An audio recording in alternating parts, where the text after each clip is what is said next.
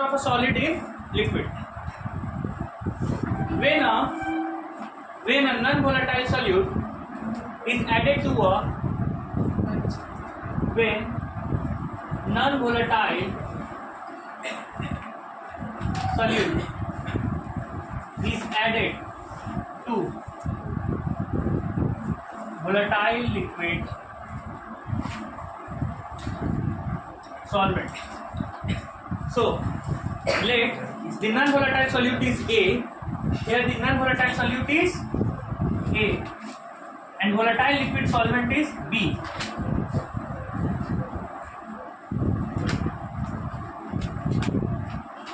So the total pressure created when a non-volatile solute is added to a volatile liquid solvent. So the total pressure in a solution is equal to PT equal to PA plus PB. पूरा pressure जो solution में है, जब non volatile solute को जब आप add किए, इसमें ऐड किए वोलेटाइल एयर में एस्केप कर सकता है, इवापोरेट हो सकता है, नॉन वोलेटाइल नहीं होगा। क्लियर है? नहीं होगा। समझ गए ना बात को? नॉन वोलेटाइल नहीं। देखो नॉन वोलेटाइल सॉल्यूट को जब वोलेटाइल लिक्विड सॉल्वेंट में हम ऐड करते हैं, नॉन वोलेटाइल सॉल्यूट को जब वोलेटाइल लिक्विड सॉल्वेंट में ऐड कर सकते हैं, करते हैं, कुछ चेंजेस आते हैं उसमें। ठीक है, सबसे पहले कुछ चेंजेस आते हैं। क्या चेंजेस आता है उसके ऊपर पहले डिस्कस करेंगे। तो सबसे पहले जो है, सबसे पहले आपका वेपर प्रेशर के ऊपर, कि आपका टोटल वेपर प्रेशर जो है, जैसे ये वोलेटाइल लिक्विड और नॉन वोलेटाइल लिक्विड, तो टोटल वेपर प्रेशर एक्चुअली में कितना है, पहले उसके ऊपर डिस्कस करेंगे। फिर जैसे नॉन वोलेटाइल सॉल्यूट ऐड किए, वेपर प्रेशर में क्या चेंजेस आया मेरा। पहले तो मेरे पास वोलेटाइल लिक्विड था, ध्यान से सुनिएगा, पहले हमारे पास वोलेटाइल लिक्विड था, इसमें नॉन वोलेटाइल सॉल्यूट को हम ऐड किए। तो जब मेरे पास वोलेटाइल लिक्विड सिर्फ एक लिक्विड था, उस समय मेरा वेपर प्रेशर क्या था। जैसे ही हमने नॉन वोलेटाइल ऐड किया, उस समय मेरा वेपर प्रेशर क्या चेंजेस आया। ठीक है, तो वेपर प्रेशर में कुछ तो चेंजेस आया होगा। ठीक है, वो डिस्कस करेंगे। अब वेपर प्रेशर हमारा चेंज हो गया मान लीजिए, तो उसके ऊपर फिर कौन कौन सा फैक्टर, क्या क्या फैक्टर इसमें इफेक्ट करता है, वो भी डिस्कस करेंगे। और जो फैक्टर डिस्कस करता है वो सिर्फ फैक्टर को पढ़ लीजिएगा तो चैप्टर कंप्लीट हो जाएगा। यही से मेन चीज है। So now total pressure in a solution when a non-volatile solute is added to a volatile liquid solvent, then total pressure in a solution is equal to PT equal to PA plus PB. PA equal to P naught A IA, PB equal to P naught B I. मानते पर? Now, since it is a non-volatile solute, so the vapor pressure created by a non-volatile solute is almost zero. कभी भी solute क्या है, वो क्या बोला अभी, सॉल्यूट कभी भी स्केप नहीं करता एयर में स्केप नहीं करता। नॉन वोलेटाइल सॉल्यूट कभी भी एयर में स्केप नहीं करता, मतलब एयर में वो प्रेशर क्रिएट नहीं करेगा, एयर में वेपर प्रेशर क्रिएट उससे नहीं होगा। जब एयर में प्रेशर क्रिएट नहीं होता तो P not A almost equal to zero, zero into का ही है zero, so zero plus P not B I P, तो दिस इज पी टी। तो हम इतना तो बोल सकते हैं कि ये टोटल प्रेशर है सॉल्यूशन में, ये पी नॉट बी है प्रेशर ऑफ प्योर सॉल्वेंट, और ये काई बी है मोल फ्रैक्शन ऑफ वोलेटाइल लिक्विड। काई तो आपका वोलेटाइल आपका सॉल्यूट है, और ये क्या है, ये आपका है लिक्विड का। ध्यान से सुनोगे आप, इसका मतलब आप ये भी कहना चाह रहे हैं कि जो टोटल प्रेशर जो सॉल्यूशन में क्रिएट हो रहा है, वो सिर्फ एक कंपोनेंट से क्रिएट हो रहा है, बी से। ए का यहाँ पर कोई काम नहीं है, ए वेपर प्रेशर क्रिएट नहीं कर सकता। वेपर प्रेशर सिर्फ कौन क्रिएट कर रहा है, ये कर रहा है, और सॉल्यूट वेपर प्रेशर क्रिएट नहीं कर रहा है, और ये वेपर प्रेशर फॉर्म कर पा रहा है। मानते हैं ना, ये वेपर प्रेशर लिक्विड जो है वेपर प्रेशर क्रिएट कर रहा है, लेकिन सॉल्यूट आपका वेपर प्रेशर क्रिएट नहीं कर रहा। ठीक है, ये तो सही है। सो ए के द्वारा जो भी आपका प्रेशर क्रिएट हुआ वो क्या हो गया, zero. So actual vapour pressure create जो हुआ है वो कितना हुआ है, पी नॉट बी का बी। टोटल प्रेशर जितना है वो सिर्फ बी कंपोनेंट के द्वारा हो रहा है। तो हम इसको ऐसे बोल सकते हैं, hence total pressure in a solution equal to Pt equal to PS,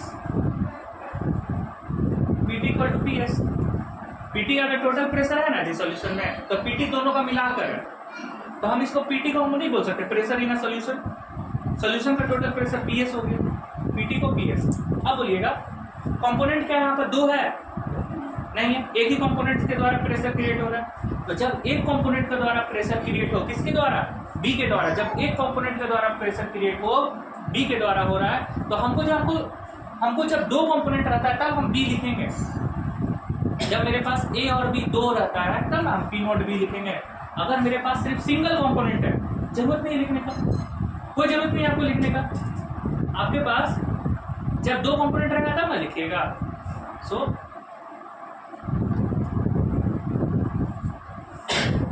vapour pressure of pure solvent equal to P not B equal to P not. ठीक है, तो P नोट B को हम क्या लिख सकते हैं, P नोट हो गया यहाँ तक। फिर से बता रहे हैं, जब आपके पास कितने थे प्रेशर, A तो कोई प्रेशर क्रिएट नहीं करेगा, आपके पास B आपका प्रेशर क्रिएट कर रहा है, तो कंपोनेंट टोटल कितने हो गए, एक ही कंपोनेंट हो गया, क्योंकि ये तो जीरो हो गया। तो कंपोनेंट जब एक हो गया तो एक कंपोनेंट को हमको डिनोट थोड़ी करना है, B नहीं करना है, हमको क्या लिखना है, सिर्फ P नोट आप लिखिएगा। ठीक है, जब कंपोनेंट आपके पास दो हो तब A और B दोनों आएगा, जब कंपोनेंट एक हो तो कोई भी नहीं आएगा, जरूरत नहीं है आपको दिखाने की। यहाँ तक हो गया। अब चलिए सोल्यूशन को थोड़ा सा और मॉडिफाई करते हैं, इसी को पहले वाले इक्वेशन को मॉडिफाई करते हैं ना, और करके हम लोग इसको लिख सकते हैं PS equal to P not type और PS equal to P not 1 minus type और P not minus PS by P not equal to type.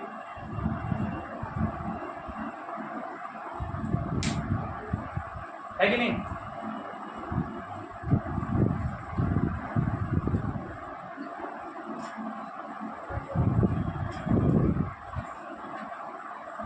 This is a vapor pressure of a pure solvent. This is a pressure in a solution. ध्यान से सुनिएगा, आपके पास एक P note pure solvent का maximum pressure है, लिख लिया, पहले उतार लीजिए, ठीक है, उतार लीजिए, जल्दी से उतारिए।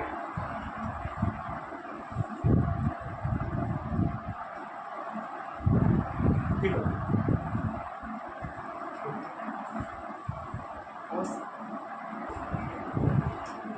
since the total pressure in a solution is PA plus PB, अब PA plus PB ये टोटल प्रेशर है आपका सॉल्यूशन का, लेकिन एक्चुअल प्रेशर जो है क्रिएट किसके, कौन सा कंपोनेंट के द्वारा हो रहा है, लिक्विड कंपोनेंट, लिक्विड B, इसके द्वारा मेरा वेपर प्रेशर क्रिएट हो रहा है।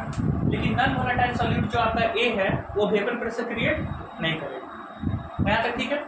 सो मेरा PT इक्वल टू क्या हो जाता है, P नॉट B काई B, क्योंकि ये तो जीरो के बराबर हो गया है ना। PT अगर एक कंपोनेंट के बराबर है तो टोटल प्रेशर को हम क्या प्रेशर इन अ सॉल्यूशन लिख सकते हैं, PS लिख सकते हैं। कंपोनेंट मेरे पास एक है तो हम इसे P नॉट B को हम P नॉट सिर्फ लिख सकते हैं ना, P नॉट B को हम लोग क्या लिख सकते हैं, P नॉट लिख सकते हैं। ठीक है, अब देखो इसी एक्सप्रेशन को जो है मैं यहाँ पर जो है थोड़ा वैल्यू को पुट किया, तो PT का वैल्यू जो है आपको यहाँ पर क्या मैं कर दिया, PS ना, P नॉट B काई B का वैल्यू क्या कर दिया, P not B P not काई B, P नॉट मतलब B को हटा दिया मैं यहाँ से, काई B इक्वल टू क्या हो गया 1 माइनस काई B इक्वल टू 1 माइनस काई है। इसको जब आप फर्दर सॉल्व करिएगा तो P नॉट माइनस PS और यहाँ पर chi divided by P not equal to क्या हो जाएगा, काई है। जब आप इसको फर्दर सॉल्व करिएगा, यहाँ पर मल्टीप्लाई करिएगा दोनों में, फिर फर्दर सॉल्व करिएगा तो आपको ये इक्वेशन मिलेगा। ध्यान से सुनिएगा, P नॉट है आपका maximum VP, PS after adding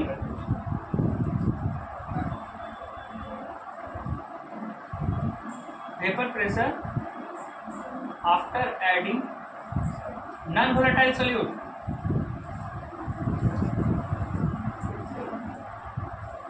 ध्यान से सुनिएगा, पी नोट जो था, ठीक है, जब इसमें सिर्फ लिक्विड था, ये पूरे कंटेनर में क्या था, सिर्फ लिक्विड था, प्योर लिक्विड है। तो प्योर लिक्विड का वेपर प्रेशर क्या होता है, सबसे ज़्यादा होता है।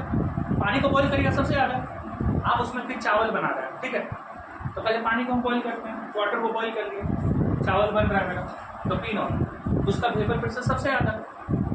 अब जैसे ही जो चावल को डालने के समय देखोगे ना आप कभी पानी मतलब ना वाटर पूरा बॉईल हो रहा होता है कि नहीं बॉईल, तो उस समय वेपर प्रेशर मैक्सिमम होता है। लेकिन जैसे ही आप चावल को आप डालते हैं, वाटर जब बॉईल हो रहा होता है, जैसे ही आप चावल को डालते हैं, चावल क्या है, नॉन वोलेटाइल सब्सटेंस है, ठीक है, नॉन वोलेटाइल सॉल्यूट है चावल। जैसे ही आप चावल को जब डालते हैं, अचानक जो बॉइलिंग वाटर होता है क्या होता है, कॉन्स्टेंट हो जाता है, मतलब वाटर बॉईल फिर नहीं होता है, उस समय क्या हो जाएगा, वाटर जो है, वाटर आपका जो है अचानक उसका जो वेपर प्रेशर जितना बॉईल हो रहा था, अचानक वेपर प्रेशर उसका क्या होता है, डिक्रीज हो जाता है, होता है कि नहीं।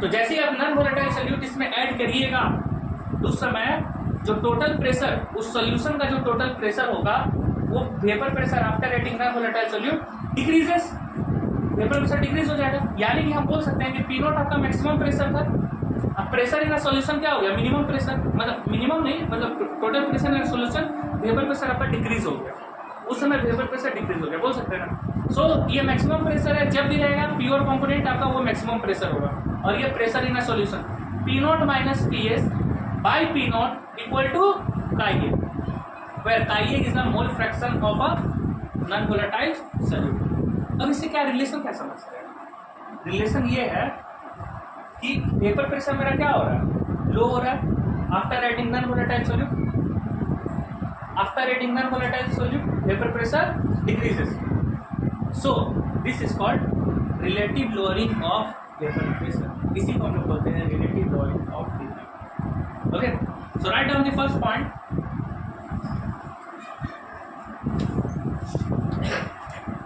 P not minus P S, P naught minus PS represent P naught minus PS represent relative lowering of VP.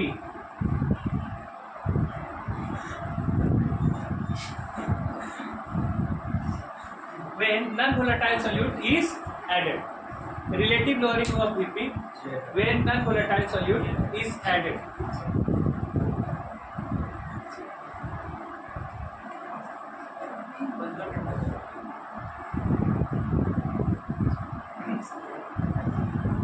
Relative lowering of vapor pressure when, write down, when non-volatile solute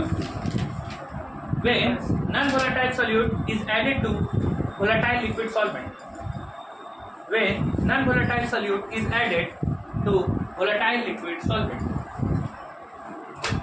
Next, P naught minus PS by P naught represent fraction of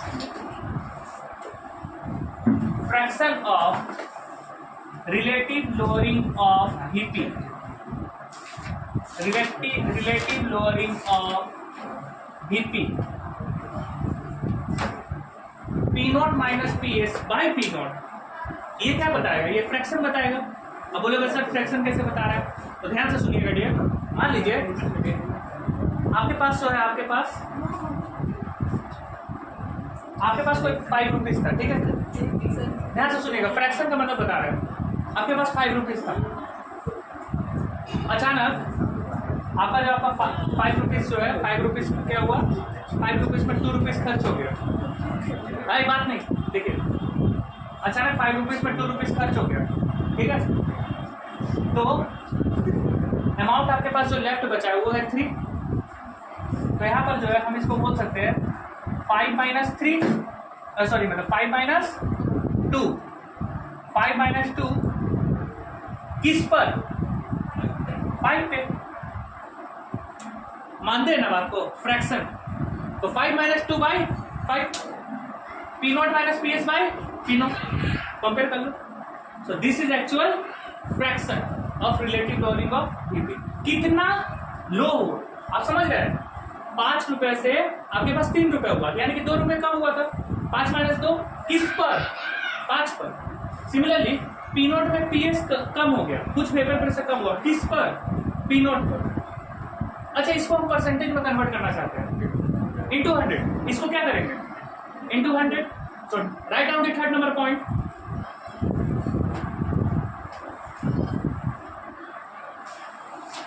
P not minus P S by P not into 100 into 100 और chi A into 100 represent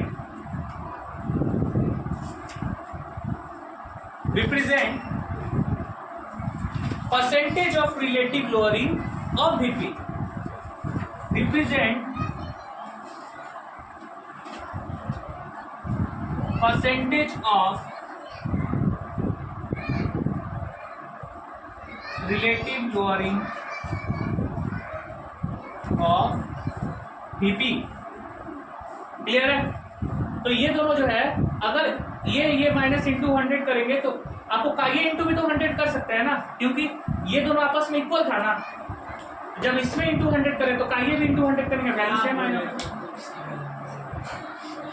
ठीक है, bunk नहीं माने भाई, जैसा नहीं है। अब देखो इधर आपका हो गया ये total relative lowering of VP. यहाँ पर 2 फैक्टर अभी हम आपको बताए थे ना, वेपर प्रेशर जब चेंज हुआ क्या क्या फैक्टर इसमें डिपेंड किया, क्या क्या फैक्टर से वेपर प्रेशर में चेंज हुआ और उससे क्या इफेक्ट पड़ा। वेपर प्रेशर चेंज हो जाने के बाद अब जो अदर फैक्टर है, अदर फैक्टर जो इसमें इफेक्ट किया वो भी हम बताएंगे। मतलब इसका दो बता रहे, ये इरेज कर रहे हैं पूरा, यहाँ तक सही है ना। इसके ऊपर न्यूमेरिकल्स वगैरह आएगा तो कर लेंगे हम लोग, ठीक है। रिलेटिव लोअरिंग ऑफ वीपी है। चलो अब जो है, अब इसको ध्यान से देखिएगा, समझिएगा थोड़ा ध्यान से, यहाँ डायग्राम के थ्रू इसको समझिएगा, ठीक है। चलो सबसे इंपॉर्टेंट है इसमें, आपके पास कोई भी एक सोल्यूशन है, इसमें हम लोग नॉन वोलेटाइल सॉल्यूट को हम ऐड कर रहे हैं।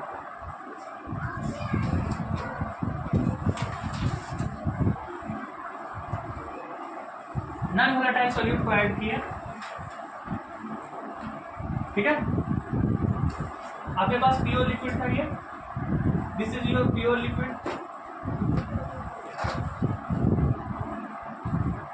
After adding non volatile solute,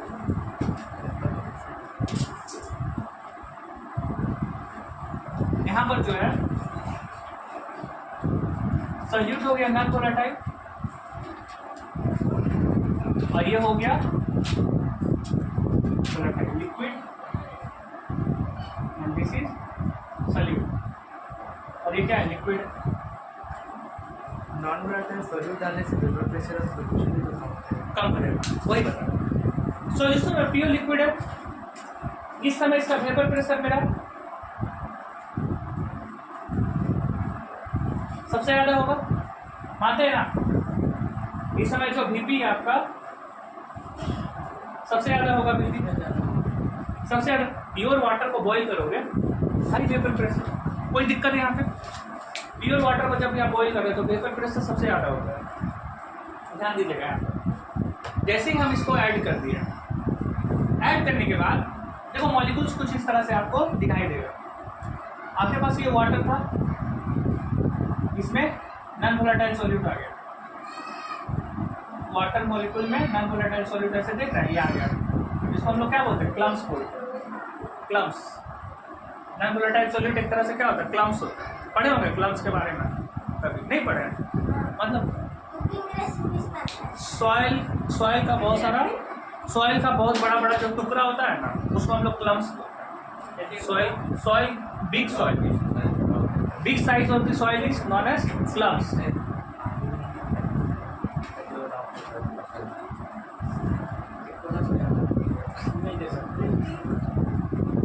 ठीक है, कुछ इस तरह से देखिएगा।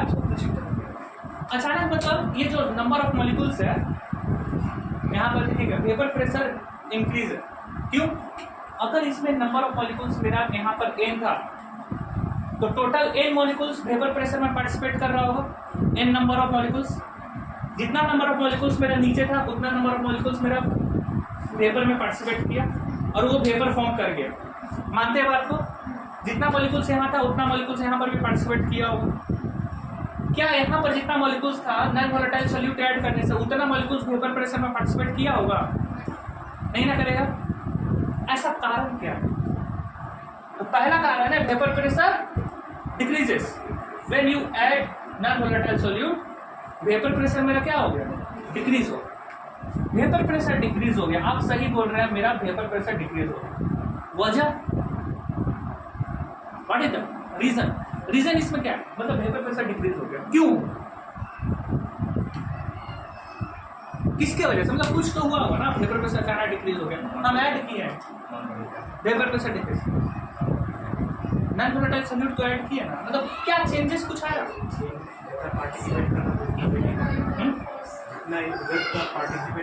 आप सही बोल रहे हैं, बहुत अच्छा। n नंबर ऑफ मॉलिक्यूल्स जितना पार्टिसिपेट किया है यहाँ पर उतना n number of molecules participate नहीं करेगा। जितना मॉलिक्यूल्स यहाँ नीचे में है टोटल मॉलिक्यूल्स पार्टिसिपेट नहीं कर पाएगा। जितना टाइम में मतलब इसका जो रेट ऑफ इवैपोरेशन, इसका रेट ऑफ इवैपोरेशन क्या हो गया? डिक्रीज हो गया। ठीक है, तो हम बोल सकते हैं इसका रेट ऑफ इवैपोरेशन आपका ज्यादा था। इसमें रेट आपका क्या हो गया? रेट ऑफ इवैपोरेशन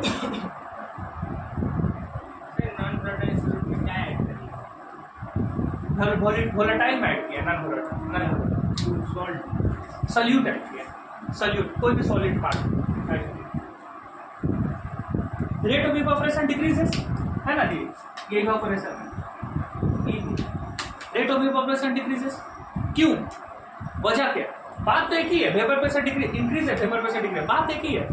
अब मेरा एक नंबर ऑफ मॉलिक्यूल्स यहाँ पार्टिसिपेट करेगा तो वेपर प्रेशर ज्यादा होगा, एक नंबर ऑफ मॉलिक्यूल्स पार्टिसिपेट नहीं करेगा। कारण क्या है कि एक नंबर ऑफ मॉलिक्यूल्स पार्टिसिपेट नहीं कर रहा।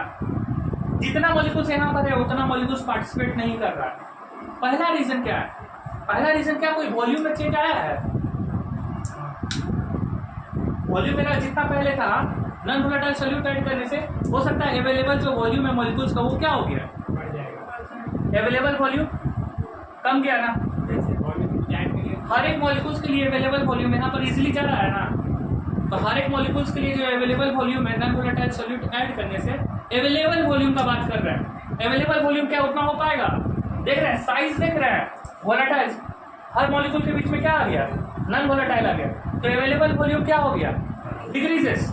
सो यहाँ पर आपको लिखना पड़ेगा कि अवेलेबल वॉल्यूम डिक्रीजेस।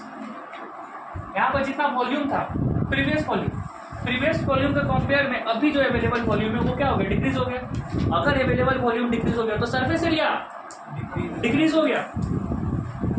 तो जो सरफेस एरिया यहाँ पर था वो सरफेस एरिया के उस सरफेस एरिया के हिसाब से सरफेस एरिया डिक्रीज हो गया। अब सरफेस एरिया डिक्रीज हो गया, ध्यान दीजिएगा, सरफेस एरिया डिक्रीज हो गया। सरफेस एरिया डिक्रीज हो गया तो मॉलिक्यूल्स आपस में क्या हो गए? बहुत क्लोज हो गए एक दूसरे के, बहुत ज्यादा क्लोज हो गए। अब जितना जल्दी मॉलिक्यूल्स जो है निकलने जा रहा था, अचानक देखिएगा ट्रेन में जो है, ट्रेन में आप आ रहे हैं और ट्रेन में जो है बहुत ही खुला ट्रेन है तो आप आराम से जो है कभी भी जो है आप निकल के कोई भी प्लेटफॉर्म में आप जा सकते हैं। लेकिन यहीं पर जो है अचानक ट्रेन में जो है लोकल ट्रेन में भीड़ हो गई, कोई भी अचानक भीड़ हो गई तो वहाँ से एक बार में आप आराम से निकल सकते हैं, वहाँ से नहीं ना निकल सकते। क्यों? वॉल्यूम कम गया, वॉल्यूम कम गया, नहीं निकल सकते। आप वहां से निकल सकते हैं नहीं ना। सिमिलरली इस मॉलिक्यूल, ये मॉलिक्यूल्स एयर में नहीं जा पाएगा। एयर में इसका रेट ऑफ इवैपोरेशन क्या हो जाएगा? सडनली कम जाएगा ना। क्यों? कारण है कि सरफेस एरिया मेरा क्या हो गया? कम गया। जब सरफेस एरिया कम गया तो मॉलिक्यूल्स जो है फ्रीली जितना जा रहा था एयर में, पार्टिसिपेट कर रहा था एयर में, उतना मॉलिक्यूल्स एयर में पार्टिसिपेट नहीं कर पाएगा। तो molecules, so rate of evaporation of molecules decreases. अब समझ में आया रेट ऑफ इवेपोरेशन क्यों डिक्रीज हुआ? यहाँ पर रेट ऑफ इवेपोरेशन डिक्रीज हुआ, that's why vapour pressure decrease हुआ। अब वेपर प्रेशर डिक्रीज हुआ, ये तो चलो ये जो है ये फैक्टर था, क्या था ये? फैक्टर था। These are the factor for which vapour pressure get decreases when you are adding non volatile solute to a volatile liquid solvent. These are main factors. ये जो है ये मेन फैक्टर्स था आपका कि वोलेटाइल जो है आपका ये नॉन वोलेटाइल सॉल्यूट आप ऐड किए वोलेटाइल में तो क्या हुआ? वेपर प्रेशर डिक्रीज हो गया। These are the main factors. मतलब ये सब जो है ये सब आप लिखवाएं, ये मेन फैक्टर्स हैं। एग्री करते हैं बात को? यहाँ तो कुछ भी पार्ट समझने वाला ऐसा बात नहीं जो नहीं समझ में आएगा, ठीक है। अब कुछ क्वेश्चन आंसर हो जाएगा, ठीक है, कि जब ये वेपर प्रेशर डिक्रीज हो गया सॉल्यूशन में तो कुछ इफेक्ट किया होगा ना, सॉल्यूशन में तो कुछ इफेक्ट हुआ होगा।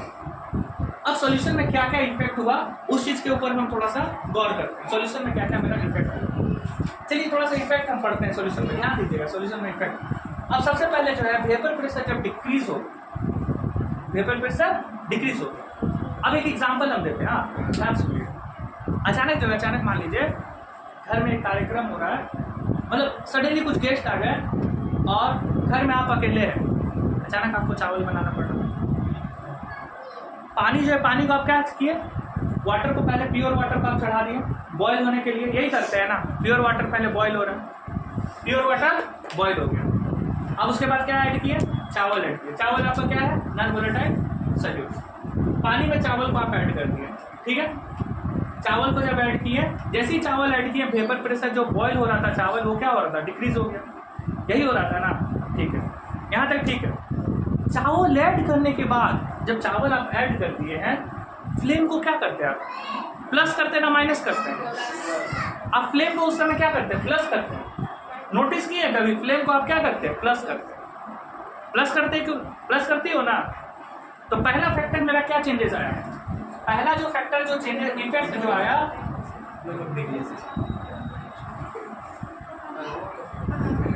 इफेक्ट देखिएगा, फर्स्ट इफेक्ट क्या हुआ? चावल को आप ऐड किए, ध्यान से सुनिएगा।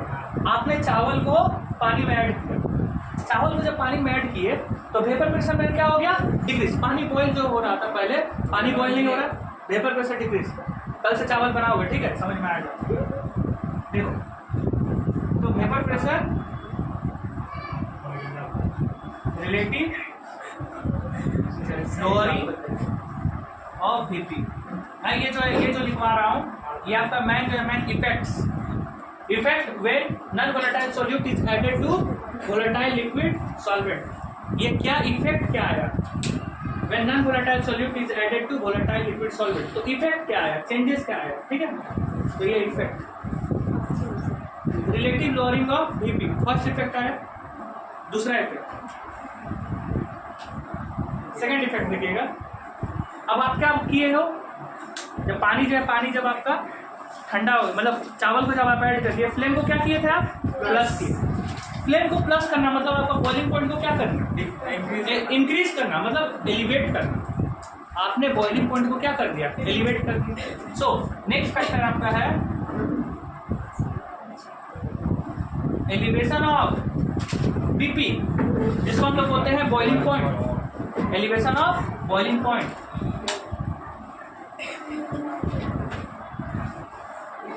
एलिवेशन ऑफ बॉइलिंग पॉइंट, मानते हैं बात को? यहाँ तक तो ठीक है। अब जो है क्या करते हैं हम, ध्यान से सुनिएगा, ठीक है। चावल जब पानी में, चावल को जब डाले आप, चावल को सिर्फ डाले हैं, ध्यान सुनिएगा, उसके बाद गैस ऑफ कर दिए, नहीं पकेगा नहीं। उसके बाद जो है चावल को जब आप डाल दिए, फ्लेम को मान लीजिए 2 मिनट के लिए आप ऑफ करें। आपके पास दोनों सॉल्यूशन है। पहले मान लीजिए आपके पास दोनों सॉल्यूशन है, एक प्योर कंपोनेंट का जो बॉयल हो रहा था वो, और आपके पास एक और जिसमें चावल डाला हुआ है वो भी है। आपके पास ऐसा 2 सॉल्यूशन आप रेडी कर रहे हैं। प्योर कंपोनेंट में जो वाटर को जो आप डाले हैं वो आपके पास में है, और एक क्या है, एक जो है जिसमें आप चावल डाल के रखे हैं वो है। 2 है ना, 2 सॉल्यूशन। दोनों को जो है ए और बी को दोनों को ले जाके बोलते हैं बाबू फ्रिज में रख दो, उसको जो इसको थोड़ा ठंडा कर दो। दोनों में जल्दी ठंडा कौन होगा? जो बॉयल हुआ हुआ चावल के साथ, चावल के साथ बॉयल जो चावल के साथ में बॉयल हो रहा होगा। यानी कि बी वाला वो जल्दी ठंडा हो जाएगा। नहीं, क्योंकि उसका वो डिक्रीज हो चुका है। उसका वेपर प्रेशर क्या है, कम है। क्यों सिद्धांशु? सबसे कम किसका होगा? जल्दी ठंडा कौन हो जाएगा? एरिया का हो गया है ना, प्योर जल्दी ठंडा हो जाएगा, लेकिन प्योर का बॉइलिंग पॉइंट तो ज़्यादा है, उसमें वेपर प्रेशर तो बहुत ज़्यादा हो रहा है। इसमें वेपर प्रेशर क्या है, कम है। जिसका वेपर प्रेशर कम रहेगा वही ना जल्दी फ्रीज होगा। एक में गर्म पानी है, एक में ठंडा पानी है, दोनों को ले जाकर रखिएगा फ्रिज में, जल्दी कौन ठंडा होगा? गर्म पानी। ठंडा पानी जल्दी ना होगा, तो इस सॉल्यूशन दोनों में से कौन ठंडा है? यही ना है, तो ये जल्दी फ्रीज होगा। तो यानी कि जब आप नॉन वोलेटाइल सॉल्यूट को ऐड किए तो इसका फ्रीजिंग पॉइंट क्या हो गया? डिक्रीज हो गया। सो नेक्स्ट फ्रीजिंग पॉइंट के लिए कंडीशन क्या होता है? वेपर प्रेशर इसके बराबर एटमॉस्फेरिक प्रेशर बॉइलिंग पॉइंट के लिए हाँ, उसमें भी सेम। सेम। हाँ same right. Decreasing freezing point. Sir chemistry का सिक्स क्लास का हम लोग गया। Next boiling point osmosis. तो चौथा फैक्टर है वो है आपका osmosis. So these all are factor when you are adding non volatile solute to volatile liquid. ये फैक्टर बोला, दीज आर ऑल इफेक्ट। ठीक है ठीक है, लिख दे रहा। सो these all effect that are showing in this solution when you are adding non-volatile solute to volatile liquid solvent, these all four properties is known as colligative property. So write the definition of the colligative property. Sir, definition नहीं दीजिएगा। colligative नहीं लिखेंगे। colligative property. These are the physical property.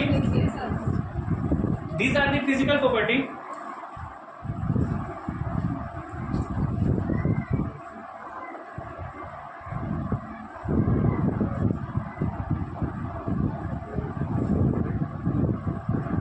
Which depend upon the. These are the physical property. Which depend upon the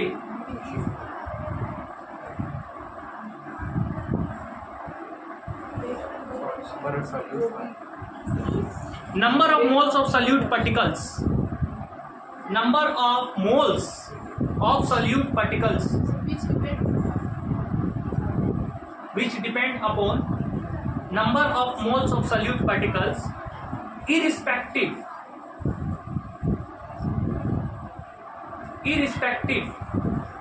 of their nature and size of the particle. This is known as colligative. This is called size of the particle. This is called colligative property. Nature मतलब क्या बोला चाह रहा है? Nature का मतलब हो गया कि colligative property का जो है कंसंट्रेटेड है, हाई कंसंट्रेटेड है, लो कंसंट्रेटेड है।